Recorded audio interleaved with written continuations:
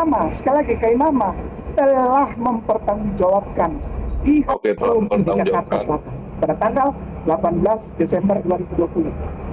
Lalu ketiga, video YouTube Ustadz Kainama memang benar Kainama telah Andre Tunggal berubah dari Andre Tunggal. Bentar ya.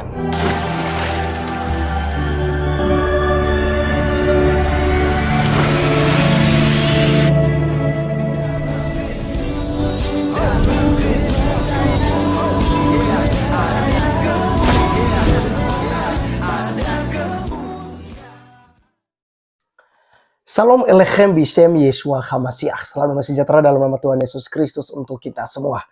Teman-teman sekalian, pada video kali ini kita akan membahas mengenai Ustadz Ahmad Kainama dan Andre Tunggal ya.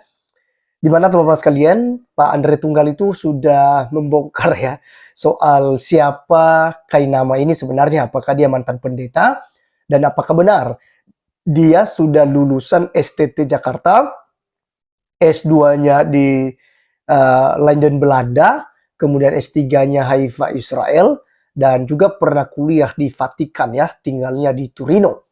Nah, teman-teman sekalian, apakah semuanya ini data seperti itu sesuai dengan fakta? Ternyata semuanya itu adalah kebohongan, dusta daripada Ustadz Ahmad Kainama. Lalu teman-teman sekalian, dia mereaction Andre Tunggal, dia katakan ya memberikan kado spesial ya untuk tahun baru kepada Andre Tunggal. Nah, seperti apa teman-teman sekalian respon balik daripada Andre Tunggal juga ada tanpa ragu dan pilih pahit. Mari kita langsung saja menyaksikannya berikut ini.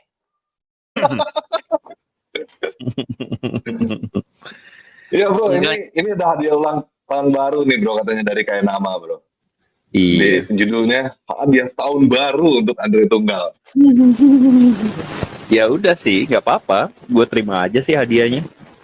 Kan kalau orang ngasih ya udah kan. Perkara orang hadiahnya itu kita simpan, kita apain kan perkara kita kan. Ya kita terima dulu lah. Kan ada orang yang berbaik hati mau kasih hadiah kan gitu. Nah pertanyaannya si Kainama terima nggak hadiahnya dari gua gitu kan. Gitu sih. Iya dia minta. Bro, gue masih nggak ngerti bro, beneran gue masih nggak ngerti tentang ngomongan dia di video ini ya. Dia bilang Andre Tunggal itu tidak menjawab tentang kekristenan atau gimana gitu. Terus ini apa hubungannya ya? Gue susah nggak ngerti. Terus dia gitu bilang infotainment tukang gosip gitu. Apa hubungannya? Coba kita dengerin lah ya. Paling bangga. Di mana Kainama, sekali lagi Kainama telah mempertanggungjawabkan di Hakim di Jakarta Selatan pada tanggal 18 Desember 2020. Lalu ketiga, video YouTube Ustadz Kainama memang benar Kainama telah Andre Tunggal berubah dari Andre Tunggal. Bentar ya. Ini bukti bahwa Andre Tunggal tidak bisa lagi menjawab setiap statement dari Kainama tentang kekristenan. Tidak ada lagi. Nah itu dia, itu yang gue bingung nih. Nah, ini pertama gue bingung banget. Ini apa hubungannya? Jadi karena dia sudah konfirmasi, terus udah gitu dia bilang, jadi Andre Tunggal tidak bisa lagi menjawab tentang kekristenan. Maksudnya apa sih bro? Apa hubungannya sih? Gue nggak ngerti bro. Ya udah. Ini bro TR ntar bisa jadi bikin podcast lebih canggih daripada Deddy Cahyadi deh. orang pikiran sehat pun tahu bahwa itu tidak ada hubungannya sama sekali. Dia itu kan pakai retorika doang bahwa Andre Tunggal nggak bisa jawab apakah kekristenan ini adalah bukti. Itu kan cuman gertak sambal atau ya retorika lah gitu. Karena apa? Karena ide utama dari pembuatan video itu tidak ada urusannya dengan membantah statement kekristenan, tetapi ide utamanya itu adalah ingin menunjukkan bahwa orang seperti ini tidak pantas berbicara tentang kekristenan kalau dia masih terus kemudian di mana-mana mengatakan atau bahkan lebih tepatnya tidak membantah bahwa dia itu adalah disebut sebagai pendeta, pemuka agama dan sebagainya gitu loh. Kan kita lihat ya di belakangan di Arie Untung, lalu kemudian Refli Harun gitu ya.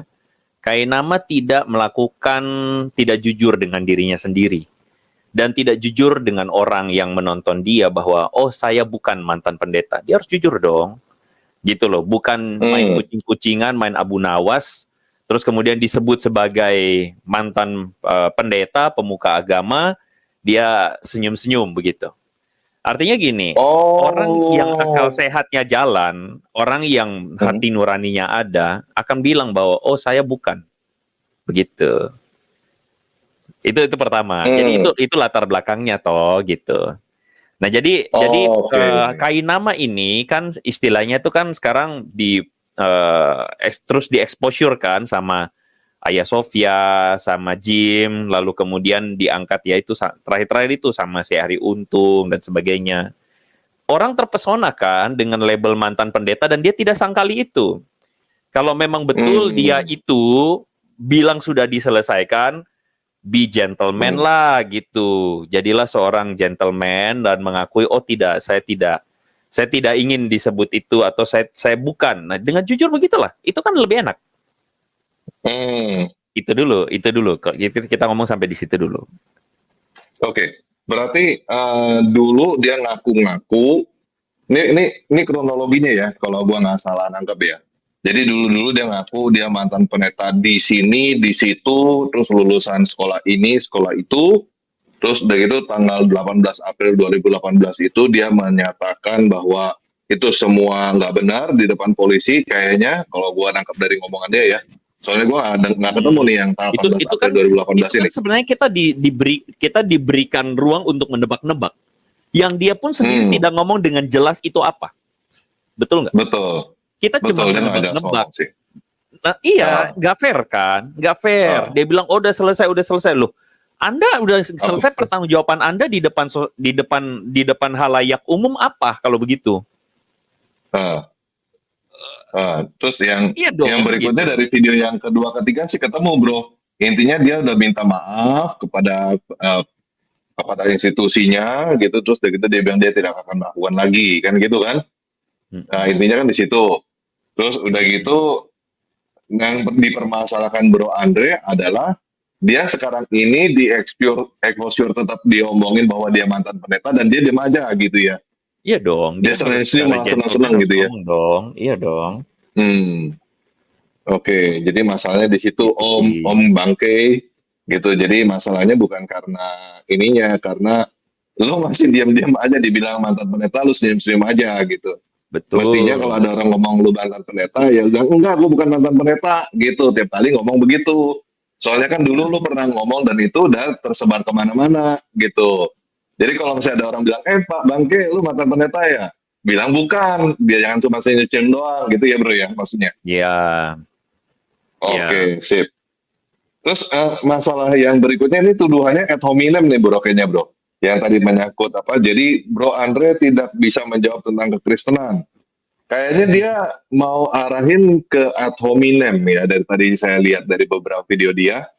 Jadi kesannya, ini orang-orang Kristen nggak bisa jawab dia punya argumentasi dia, jadi ad hominem, jadi menyerang dia secara pribadi gitu, mau masukin dia ke penjara gitu kesannya. Kayaknya begitu bro. Gue perlu bilang ya bahwa video yang gue bikin itu sebenarnya tidak ada apa-apa. Jadi itu video itu tuh bikin tidak ada tujuan untuk memberikan proses hukum, sama sekali nggak ada. Tidak ada itu. Jadi kalau misalnya rame-rame kayaknya Bangke juga udah ini cuman dugaan, belum tentu benar. Tapi kelihatan dia udah ketakutan ya. Jadi seakan-akan udah langsung masuk dengan mengatakan, oh ini ada 3 nih, ini adalah sudah selesaikan secara hukum. Lah siapa juga yang mau urus lu ke hukum gitu? Nggak ada. Tapi gitu dia udah bro, tapi di pemikiran udah fobia. Pemikiran tetangga kita nih, kayak tadi Muhammad Firdaus juga mempertanyakan itu bro. Kalau memang si Bangke ini adalah penipu, kenapa nggak dilaporin aja ke polisi? Nah, itu sebuah pertanyaan sih, gitu. Ya benar juga gitu. Itu mentalitas ini ya, mentalitas apa ya kalau gue ibaratkan ya, mentalitas yang ujung-ujung lari-lari lapor mama gitu, dikit-dikit mah, gitu. Itu sih kalau pakai analoginya ini sih ya, maksudnya ya rewel aja, tukang ngadu aja gitu kan, gitu. Jadi apa ya? Maksudnya nggak tahu sih. Kita perlu bertanya sebenarnya mentalitas apa itu ya. Kalau tadi TR kasih analoginya keren banget tuh, orang asik mimpi dibangunin ngamuk. Lagi mabuk lem, bro. Gila. Itu luka nggak berdarah tuh sakitnya tuh. Ya kayaknya sih Ya. kayak gitu ya. Ya gue pakai kata-katanya si dari Kobusier si mabok lem. Orang lagi enak-enak mabok lem, terus bilang, lo mabok lem ya? Ngamuk, bro. Biasanya kan gitu kan. Iya sih. Ngapain sih lu ngurusin urusan gue? Lu urusin urusan lu sendiri aja. Ntar Gitu kalau kayaknya. di urusan orang lain boleh gitu kan. Tapi kan sekali lagi, maksudnya negara ini kan negara yang kita berharap konsisten dengan statementnya yang mengatakan ini negara hukum. Kita berharap semua orang konsisten dengan itu. Tapi kita harus realistis juga bahwa kita nggak, ya pintar-pintar lah melihat situasi lah gitu.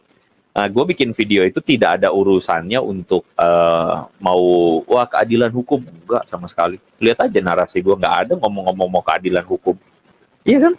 Ini cuman mau ngomong bahwa ini siapa dia, karena memang berjumpa dengan sahabat-sahabatnya yang memang pengen ngomong gitu, ya kan? Jadi apa ya? Jadi ya difasilitasi untuk kemudian bisa diangkat, dan tujuan gue bikin video itu adalah supaya dia sadar diri. Itu aja sebenarnya. Supaya sadar diri. Orang yang waras, gue rasa ketika dimunculkan narasi demikian akan sadar diri gitu loh.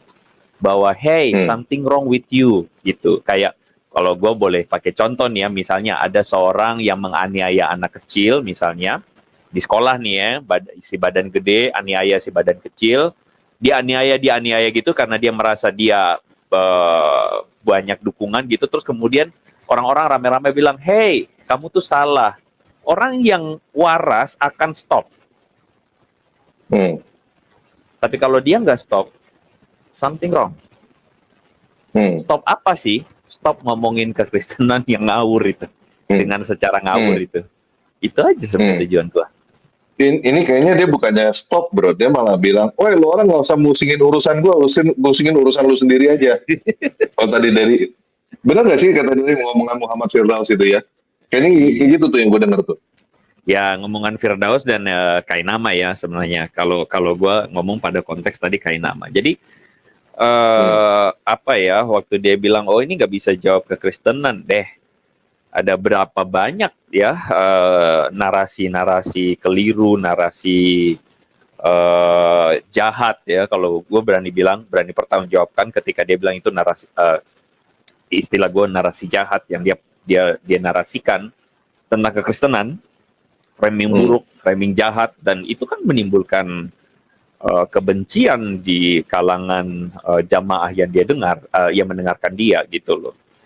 Nah, narasi itu narasi-narasi yang kemudian dilegitimasi oleh itu tadi masa lalu yang dia mengaku sebagai mantan itu gitu loh.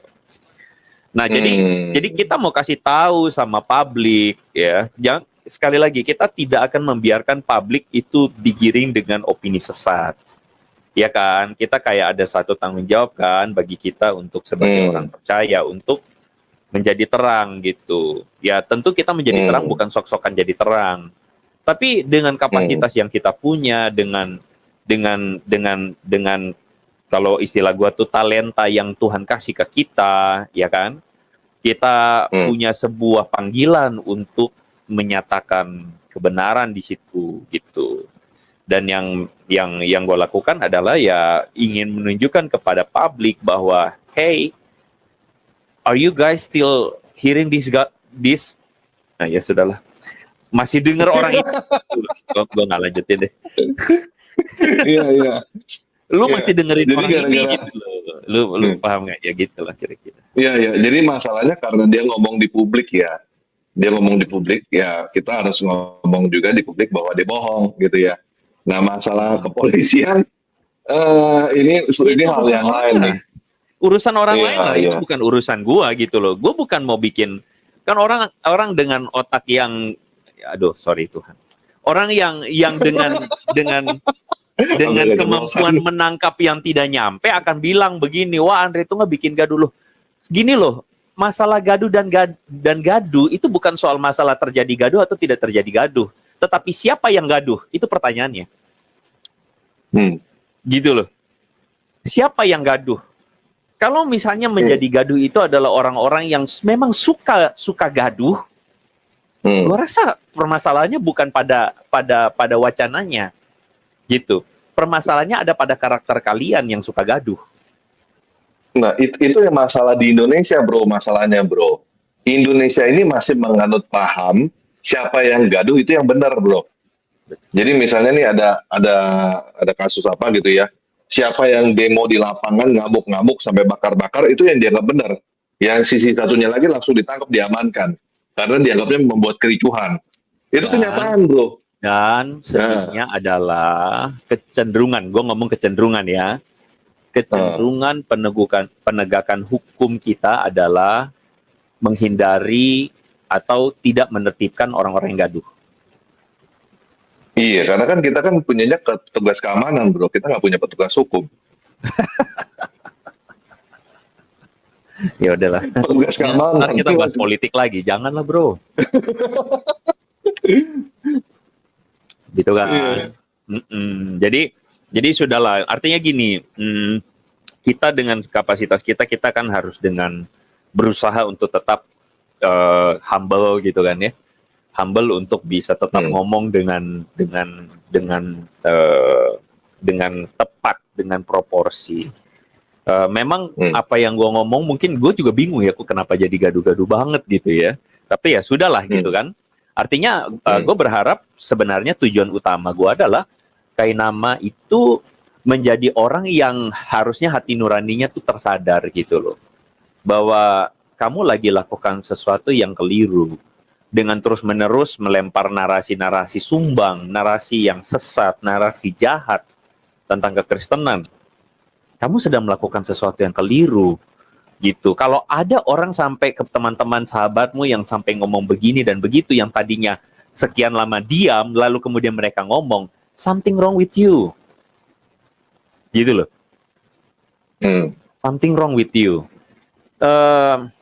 Gue agak lupa di part yang kedua tuh gue taruh apa enggak. Sahabatnya dia tuh yang tolong dia itu ngomong begini, gue selama ini diem loh. Tapi gue rasa sekarang udah waktunya gue ngomong. Kenapa? Karena ini orang nggak berhenti-berhenti gitu. Artinya gini, kita nggak bongkar-bongkar kesalahan orang gitu. Bahkan sebenarnya ya, maksudnya panjang sabarnya kita. Aduh, takut gue ngomong panjang sabar milik Tuhan doang. Kesabaran kita itu sudah panjang gitu loh. Sudah sangat panjang kesabaran kita itu. Bahkan teman-temannya Kainama juga kesabarannya sudah panjang, cukup panjang. Tapi dia mengeksploitasi terus kan, dan kemudian dengan ya ini orang kita harus akui lah. Ini orang pintar ngomong, ini orang entertainer sejati. Gitu kan? Gitu loh. Ya itulah framing dia ke gua kan, gua infotainment. Ya dia biasanya semua yang ya itu yang biasa gue ketemuin ya, semua tuduhan yang mereka lontarkan itu sebenarnya itu yang mereka lakukan. Semuanya.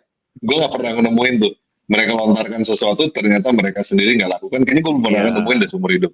Dia itu MC, dia itu main musik. Ini orang talentnya banyak. Bahkan sahabatnya dia sendiri yang bilang bahwa sebenarnya ini orang kalau dia tetap tekun ya di jalan itu ya, MC apa, dia tuh bisa loh, bisa hidup dia itu. Ya cuman ya sudahlah, itu jalan yang dia pilih. Tapi jalan yang kau pilih itu silakan kau berdakwahlah kepada umat Muslim gitu. Berdakwahlah dengan konteks yang sesuai dengan konteks kebinekaan. Lah, gua ngerti, lu paham lah maksud gua kan. Berdakwahlah dalam konteks kebinekaan di dalam keislamanmu gitu loh. Silahkan gitu. Kita nggak masalah. Tapi ketika lu bikin narasi-narasi buruk tentang kekristenan, itu masalahnya.